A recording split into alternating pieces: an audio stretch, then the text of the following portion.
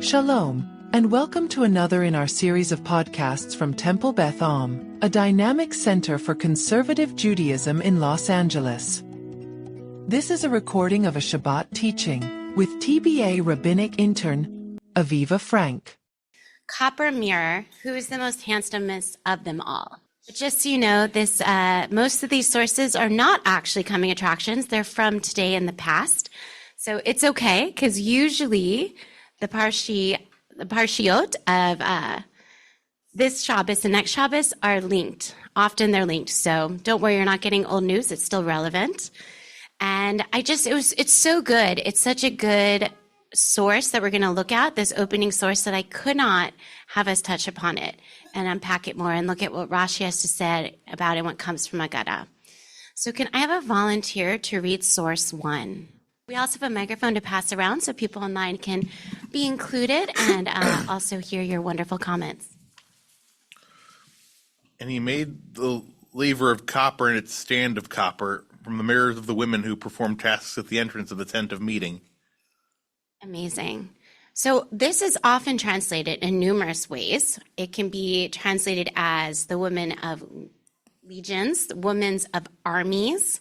It can be said that they performed rituals. Some say they did rituals. Some said they just did tasks. But I think the way that we translate it also is an interpretation. So if we look over to the Hebrew, there are 2 words that are bolded. Does someone want to read them and offer what do they think they could mean, or where they've seen these words or the root of this word in the past? Hatzivaot and Tzaveu. Okay, does it remind you of something that you've heard of in the past? You've seen this word? Kadosh, Kadosh, Kadosh, Hashem Tzavaot in the Kedusha. Yeah, in the Kedusha. Also, it's often linked to around the IDF. So there's something interesting, like who exactly were these women and what exactly were they doing at the tent of meeting? And this is before the Mishkan has been built, so it's something separate, the tent of meeting. But it seems like they had an official role of some sort, and there was groups of them. There was like a whole unit of them doing some activity that was a task, and that may or may not have actually been paid for that they did. They served a task, an important role, and it was a job. Can I have someone read for us source 2 for Rashi? And let's find a little bit about, so we still have questions of who they were and what specific their role was, but we're going to unpack a little bit more. What was this wash basin of copper, and what were these mirrors that they donated? Someone to read Rashi for source 2? Does anyone also have any questions of why mirrors? If you were fleeing Egypt in the middle of the night for your freedom, would you think to pack a mirror with you? I mean, yeah, it's interesting. We know the women also packed their drums, their cymbals, to dance with Miriam after splitting their Red Sea, but they also brought copper mirrors. I mean, I wonder how much their suitcases weighed. They might have had to pay extra if they were flying with TSA. So does someone want to read? Do you want to read the first paragraph in source 2? Okay. Yeah, just in the English. Do you want to read the English? Okay. From the mirrors of the women who had set up their legions, Israelite women owned mirrors of copper into which they used to look when they adorned themselves. Even these they did not hesitate to bring as a contribution toward the tabernacle. Now Moses was about to reject them, since they were made to pander to their vanity. But the Holy One, read it. No, you have to read it. Now Moses was about to reject them, since they were made to pander to their vanity. One moment. But the Holy One, blessed be He, said to him, accept them. These are dearer to me than all the other contributions, because through them the women reared those huge hosts in Egypt. Amazing. Thank you for reading. Great reading. Yeah, so what did they rear in Egypt? They made a lot of Babies. Okay, so can you imagine the scene? There are these women that are in these legions or in these units. They perform tasks, may or may not be paid for at the tent of meeting. There's an official role. Are they doing rituals? What's actually happening? They're donating these copper mirrors to Moses. And Moses says, no, I don't want these. These are for vanity. And what does God say to Moses? God says, accept them. These are dearer to me than all the other contributions, all the other truma. Any thoughts about this? Yes, we talked about this last night in our show. Yeah. And we were talking about that because when you... Beautiful. So in talking about Jewish continuity, that there's something beautiful within them, and these copper mirrors, we're going to soon see, as Rashi's going to share with us, have a role in the Jewish continuity. And also, we're going to soon read that God really loves love between people, love between partners, and that part of that love between partners, it can be playful and also in turn include how we adorn each other and ourselves. And I just think it's so interesting because what Moses saw in these mirrors was vanity and something disgraceful that doesn't belong in a holy place. But sometimes things are not as they seem, that he couldn't see clearly. Moses couldn't see clearly. Even though there's a mirror, he couldn't see clearly what the mirrors represented and what was actually being reflected back to him about this donation. So I'm going to read the second paragraph here on the first source. And it is gendered, so I just want to say that. But this is a story that comes down to us in Midrash, and it's very interesting of how playful it is and also how it draws on Shir Shirim. So, for when their husbands were tired through the crushing labor, and probably they themselves, they used to bring them food and drink to eat, and they encouraged them to have a connection and be on a date.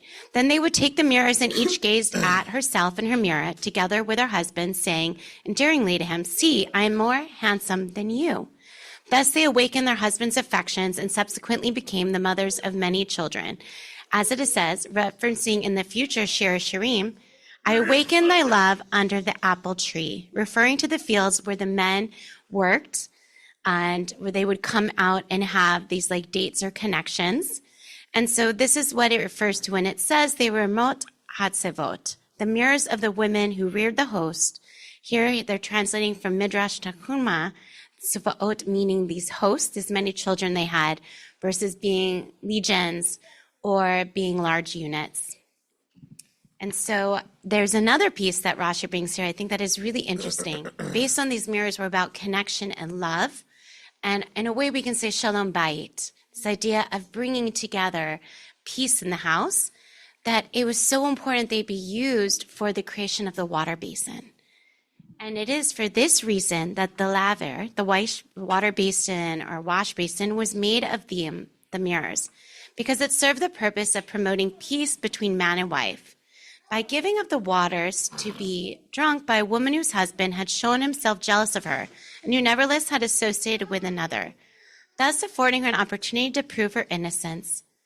And this is from Sota.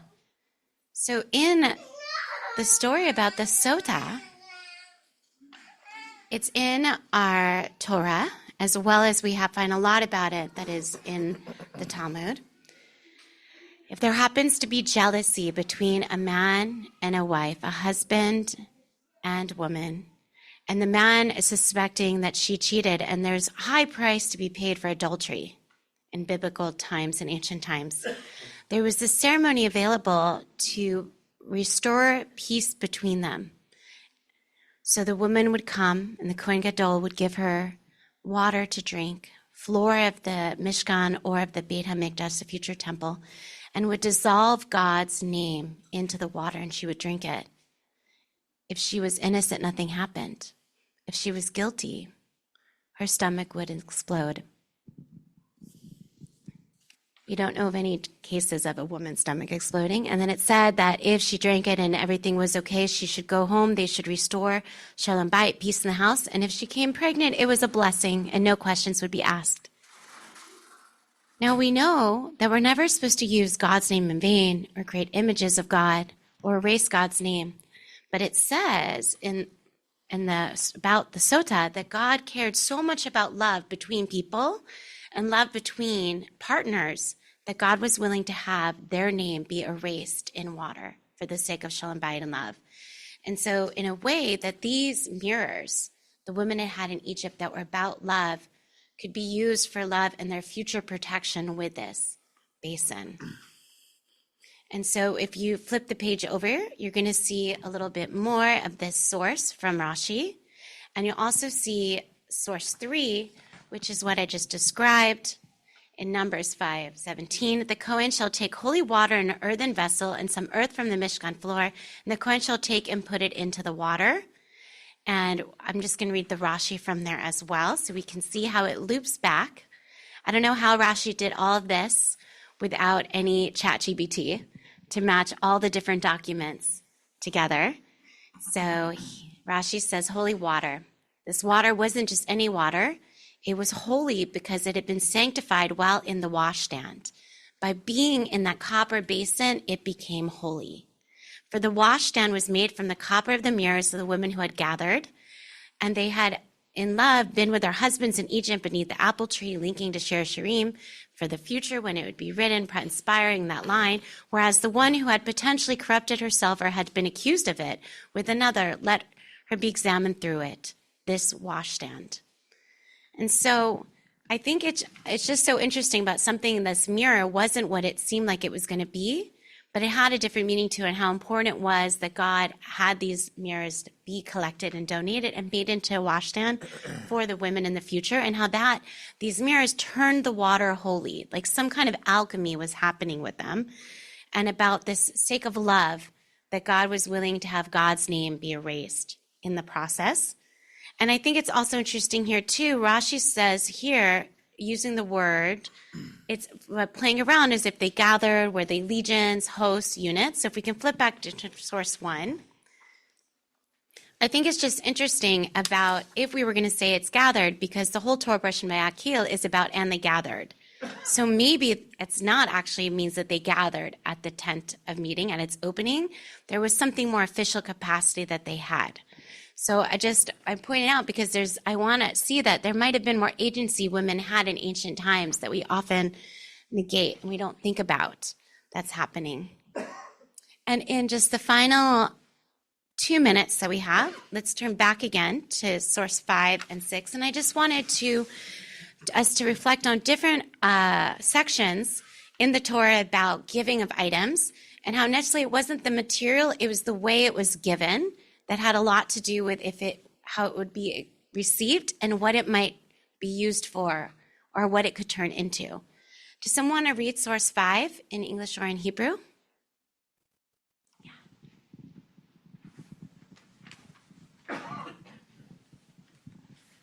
All the people unburdened separated themselves of the gold rings that were on their ears and brought them to Aaron. Thank you. This from Kitese, which is basically when they're donating the gold that's going to be thrown in the fire by Aaron, and it comes out as a golden calf. And the term is really interesting about, it's not that they're necessarily giving it, they're unburdening or separating themselves from it. Maybe there was like, oh, I don't want to give it. It's like my favorite stuffed animal. I don't want to share it with someone else. This is my cookie. I'm not sharing half the cookie with someone else. I don't want to give this gold. Does it mean if they had this separation? Does it mean that they unburdened it? It was so heavy on them they didn't want it anymore. There was some kind of guilt or something around it. So it's very interesting when we look at what could be happening here and about the way that they gave of the gold of their ears to the golden calf. I think it's also interesting that it says Oznaim. There's a lot of reference to the ears in this by Mount Sinai and the giving of the 10 Commandments, that everyone had to hear it in their ear, or maybe all the Jewish people, all Bnei Israel, the Israelites had one ear when they heard it.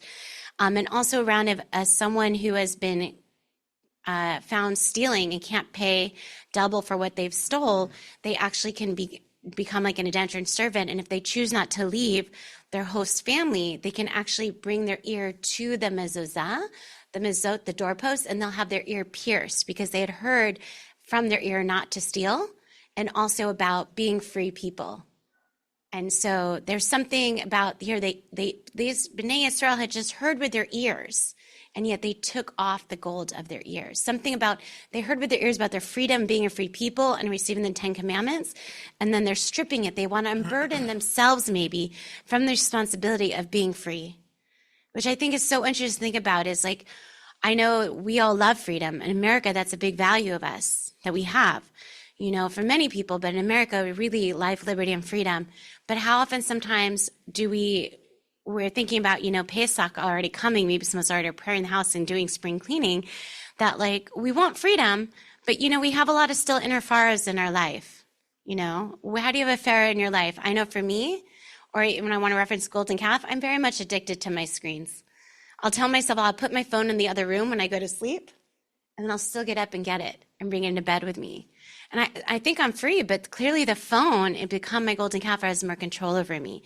So I think it's so interesting here is that they heard about their freedom. They left Egypt. They received the Torah. They heard about their freedom, but they weren't ready yet for that maybe responsibility of freedom, to wear the gold on their ears, to be royal, to be like this idea of free people, and that they gave it because they needed something else, an in-between to worship with the golden calf. So I just want to compare this to source number 6, if someone wants to read. Men and women, all whose hearts moved them, all who would make an elevation wave offering of gold to Adonai, came bringing brooches, earrings, rings, and pendants or armbands, gold objects of all kinds. Amazing. So in this time, that moved their heart. It was connected to the heart. They gave all the gifts of all these different items. So it was still the same gold in both scenarios, but there's something different in the way that they gave. Were they giving as free people in love, or were they trying to unburden themselves from the freedom? And I think that's interesting too, if we flip back when we're thinking about the copper, of these copper mirrors that were given from a place of like love, that had been about love between partnership. And when we think about too, a lot of times when people are enslaved or indentured, or we think about, you know, even people in the US that are not getting a living wage, one thing that happens is they don't have health care, they're probably not eating well, and maybe they forget how important their partnerships are in their own life and their own family units that they have because they don't have enough energy. They're too burnt out. So I think that when we think about what does it mean if we want to pursue freedom for others, what is it actually, what makes someone free? And so as we're moving into Passover, and, you know, these Shabbats leading up to it are very important for Passover. It's all the preparatory work that we're doing. We can start thinking about what really in our lives makes us free, and how do we really want to help others be free? What can we do? And how can we take the action before Passover, if it's volunteering or donating tzedakah, this idea of donating items, hopefully from our heart, to really allow others to be free so that everyone can be free. And all these items were used to make the Mishkan, or the traveling tabernacle. I know we think like when we translate a word, it's going to be easier to comprehend. So we translate Mishkan to tabernacle, and you're like, what, who?